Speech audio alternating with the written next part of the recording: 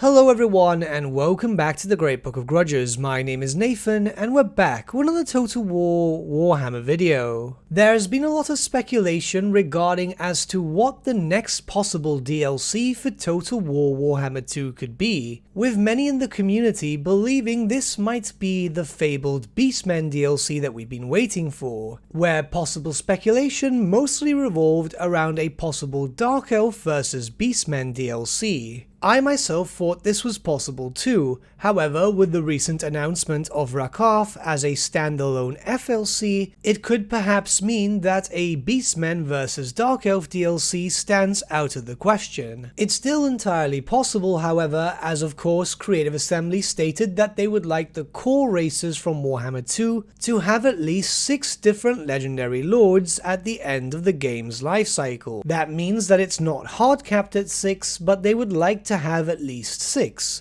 which makes sense given all the different rounds of DLC that we've seen. With that being said, with this video, let's look at some possible themes which could be the next possible DLC. Firstly, let's just take 2 races out of the question. The Skaven, which have seen a lot of love during this game, though their only major missing character is stated for Warhammer 3. And the Lizardmen, which, if they want to go with a much requested character, that of Oxyotl, he would be best served again for Warhammer 3. You have to bear in mind that Oxyotl basically spends all his time hunting demons. Having him against a Beastman in a DLC would make no sense. Now, the Dark Elves could indeed be a possibility in regards to the next DLC. Yes, we're getting Rakaf now as an FLC, but there's still a possible theme. Many are expecting Taurox the Brass Bull, also known as the Blood Beast, to be the center stage for a possible Beastmen DLC. A popular fan favorite like that obviously makes a lot of sense, and a possible DLC rival for him could indeed be a Dark Elf.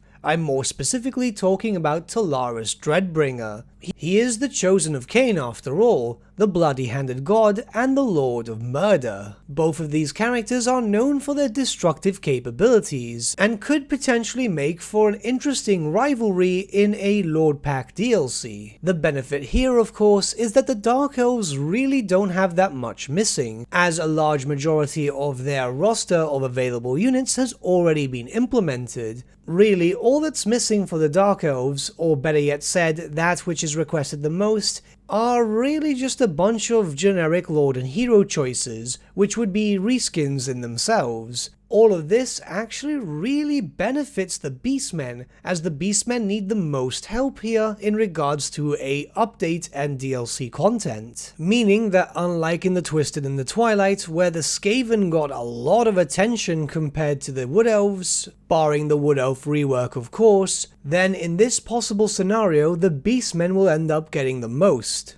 Which of course leads us to the High Elves, which could be possible, as it's been a while since they've received any DLC content. The High Elves are indeed missing a few things, but let's be honest, the largest majority of stuff is focused around Aisling and his seafaring army. It doesn't make too much sense versus the Beastmen, as of course a naval lord fighting against some goats doesn't really seem too thematic if we can be completely honest. I do believe Aisling will eventually be featured in Total War Warhammer, but it's likely that that would be centered around the third and final game. Now, we've spoken about the core races, and yeah, it pretty much just leaves the Dark Elves. And honestly, I still believe it could in fact be the Dark Elves, but Creative Assembly could surprise us with something completely different. We could end up with some form of Game 1 DLC versus a DLC faction. Take into account that there are still a few races from Warhammer 1 that are still not playable in the Eye of the Vortex. I'm of course referring to the Vampire Counts and the Dwarfs, both races which many of the fanbase have been asking for new legendary lords. Neferata for the Vampire Counts, Thoric Ironbrow for the Dwarfs. There are literally loads and loads of different characters for both respective races.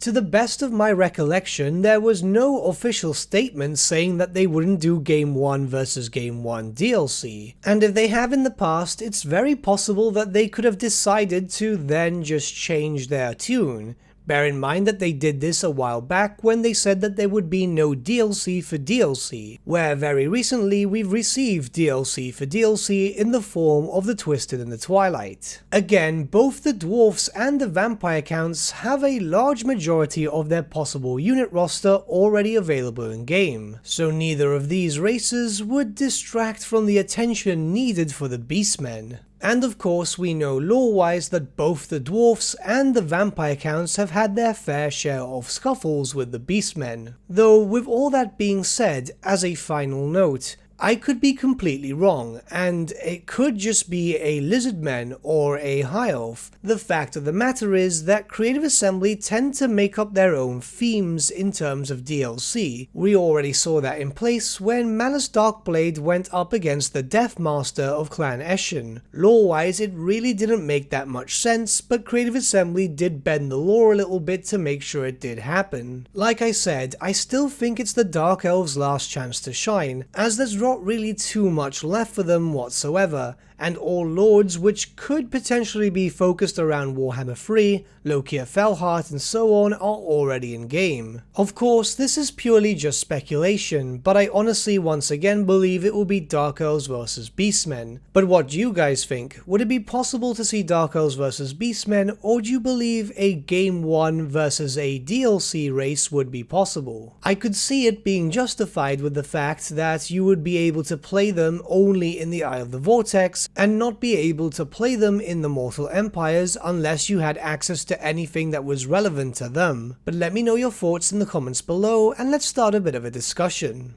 But with that, my friends, we've come to the end of our video. Thank you so much for watching. If you did enjoy the video, might I suggest giving the video a like, or even subscribing to the channel, as it really does help us out.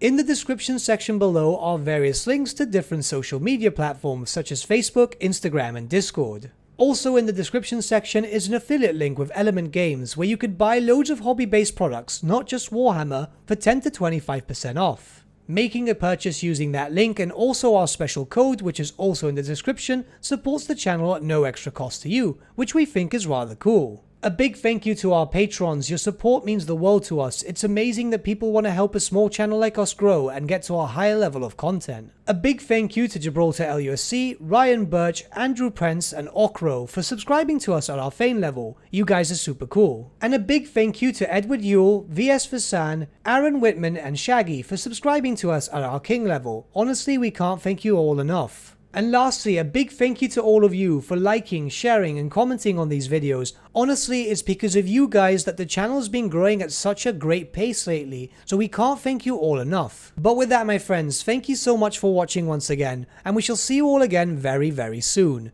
Have a good day.